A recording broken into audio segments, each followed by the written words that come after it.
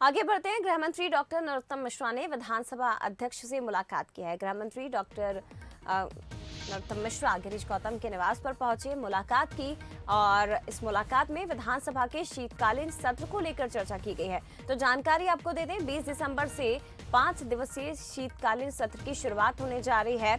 इसी को लेकर दोनों के बीच चर्चा हुई है। गृह मंत्री डॉक्टर नरोत्तम मिश्रा पहुंचे विधानसभा अध्यक्ष के निवास पर और गिरीश गौतम से मुलाकात उन्होंने की है। तस्वीरें आपके सामने उस वक्त की तस्वीरें हैं जब गृह मंत्री पहुंचे थे विधानसभा अध्यक्ष गिरीश गौतम के निवास पर, मुलाकात की थी, चर्चा की गई विधानसभा के शीतकालीन सत्र को लेकर।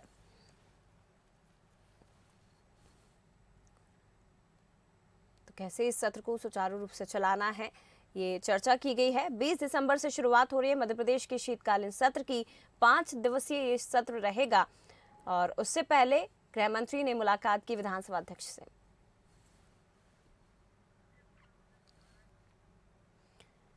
तो तस्वीरें उस वक्त की हैं जब गृह मंत्री डॉक्टर नरोत्तम मिश्रा पहुंचे थे विधानसभा अध्यक्ष गिरीश गौतम से मिलने के लिए। उनके निवास पर पहुंचकर मुलाकात की, दोनों के बीच चर्चा भी हुई। उस चर्चा के समय की ये तस्वीरें आप इस वक्त देख रहे हैं।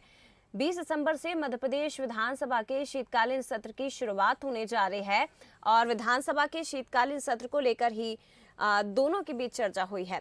ज्यादा बातचीत की हमारे संवाददाता सूरज शर्मा ने गिरीश गौतम जी से। 20 दिसंबर से विधानसभा का शीतकालीन सत्र शुरू हो रहा है। 5 दिवसीय ये सत्र रहेगा। क्या कुछ सत्र में कामकाज होगा, हमारे साथ मध्य प्रदेश विधानसभा के अध्यक्ष गिरीश गौतम जी हैं, उनसे बात करेंगे। सर, 5 दिवसीय सत्र है, क्या कुछ कामकाज रहेगा? अब एक तो इससे सत्र की महत्ता को समझिए कि अभी तक हमारे विधायकों के कुल 1578 प्रश्न आए हैं। ये मामूली नहीं है। 5 दिन के लिए 1578 शब्द, माने 300-350 प्रश्न पर डे के लिए। उसमें कुछ तारांकित होंगे, कुछ अतारांकित होंगे। इसी तरह से याचिकाएँ आएंगी, इसी तरह से ध्यानाकर्षण आएंगे, इसी तरह से और तमाम धारा 52 की आधे घंटे की चर्चा आएगी, लोक महत्व के बहुत सारे सवाल आएंगे, संकल्प आएंगे।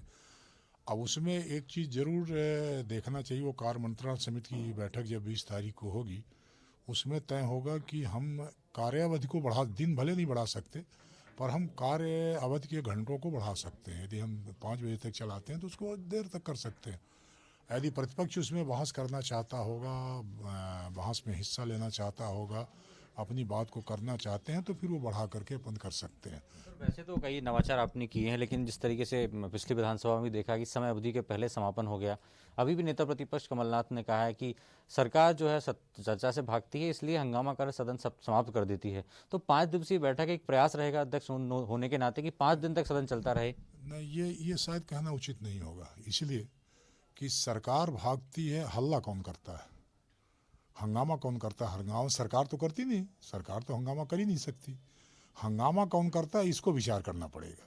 यदि हम चलाना चाहते तो हंगामा नहीं करें, अपने आप चलती रहेगी। फिर वो कोई भागेगा तो दोषारोपण दूसरी तरफ जाएगा, पर दोषारोपण तो उन्हीं के ऊपर आता है जो हंगामा करते हैं ना। बार बार गर्भी में आना, गर्भी में बेल में क्यों आते हैं? बेल में नहीं आना चाहिए। और इसीलिए मैं प्रतिपक्ष के लोगों से भी कहता हूँ कि बेल में आना आपका अधिकार, उसको रोक नहीं सकता कोई, क्योंकि इस तरह के कोई नियम नहीं है, इस तरह का कोई प्रतिबंध भी नहीं है। परंतु बेल में आना उस अधिकार को ब्रह्मास्त्र की तरह देखो। अब ब्रह्मास्त्र पहले ही नहीं चलाया जाता, पहले तो दूसरे अधिकार है। आपको बहिर्गमन का अधिकार है, अपनी सीट पर खड़े होने करके विरोध करने का अधिकार है, वहीं से खड़ा होकर के नारा लगाने का अधिकार है, तमाम सारी चीज़ें हैं। अपनी बात को तीखे व्यंग्यों के साथ कहने का अधिकार है। कितने अधिकार हैं? उन अधिकारों को इस्तेमाल करना। फिर जब ऐसा समझ में आया कि ये बेकार के अस्त्र हो गए, तब वो चलाना। पर हम करते क्या कि आए अंदर, एक नारा लगाया और नारा लगाते ही सीट छोड़ करके गर्भगृह में आ गए। वो शायद लोकतंत्र के लिए और विधानमंडल के संचालन के लिए उचित नहीं है। भारत बुंदेला के साथ सूरज शर्मा, बंसल न्यूज़, भोपाल। चलिए